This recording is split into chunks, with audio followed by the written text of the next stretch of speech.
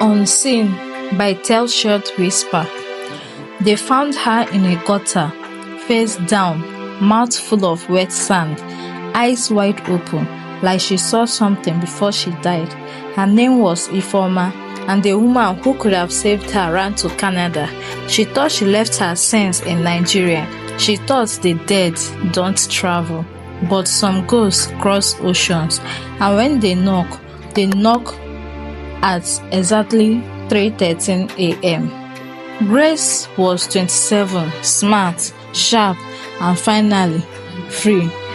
Her visa to Canada had just approved, the escape she dreamed of since university. But Grace's hands were not clean. She had taken something from someone who trusted her. Her childhood friend, Ifeoma, quiet, church-loving Ifeoma, had come into some money, 5 million Nigerian naira, borrowed from a dangerous man, Chief Balogun. She needed help transferring it. She turned to Grace. Grace promised to help, smiled, hugged her, and vanished with it. She blocked Ifeoma's calls, changed her number, packed her bags. 3 weeks before her flight, Ifeoma's body was found, face down in the gutter, eyes wide open, mouth packed with sand, a white church handkerchief clenched in her hand. The police said it was suicide, but her mother said it was murder by betrayal. Before she died, Ifeoma had tried everything. She called Grace 27 times. She went to her house, found nothing. She visited Grace's mother. The woman folded her arms and said, "My daughter is in Canada now. Let the past go." Ifeoma went to Chief Balogun to beg for time. She got slapped by marksmen instead. She opened her mailbox one night and found blood in a plastic bag. That night, barefoot and broken, she walked into her church.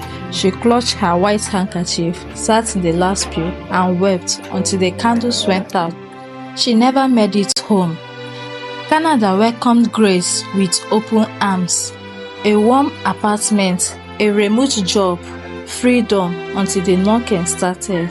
3 knocks every night at exactly 3:13 a.m. She opened the door, nothing, but the air felt wet and the smell of sand lingered. Then came the dreams. Ifeoma, standing behind a broken mirror, mouth bleeding sand. "Bring it back, or I'll take it all." Her apartment grew colder. Wet footprints appeared on her hallway floor. One night, she sat in the tub, closed her eyes, and felt hair floating around her legs. She looked down. The water was red. A white handkerchief floated by her knee. A cold hand grabbed her ankle from beneath. On the folded-up mirror, something was written, "You let them kill me." She ran to a Nigerian church in Ontario. Pastor Paul came to pray in her home. He anointed the walls, spoke in tongues until the closet door creaked open. Inside, a headless mannequin in a soaked white dress, sand pouring from his sleeve. Pastor Paul fainted. When he woke, he whispered, "Return what you stole, or she will take more than your peace." That night, Grace sat on the floor. She opened her old travel bag. The money was still there, untouched, dirty, but still in her possession. Then the knock returned 3 times. The door creaked open.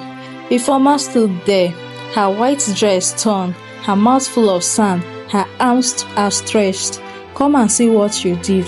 Suddenly, the walls melted away. Grace found herself barefoot in a graveyard made of red earth. Around her, spirits wept and screamed. Ifeoma approached slowly, her feet not touching the ground. She raised her handkerchief. Grace fell to her knees.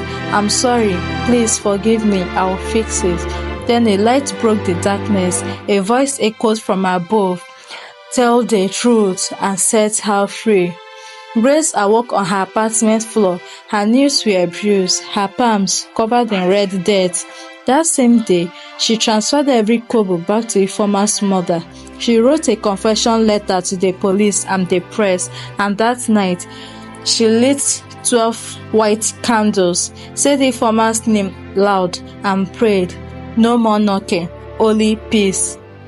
1 year later, Grace founded a non-profit, the Ifeoma Light Foundation, helping immigrant women escape betrayal, abuse, and silence.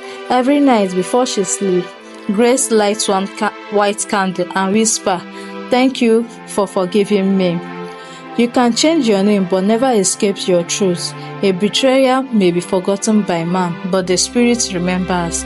The past doesn't stay buried when someone dies crying your name. Some ghosts just want justice, and peace comes when we give it. Thank you for watching. Please like and subscribe.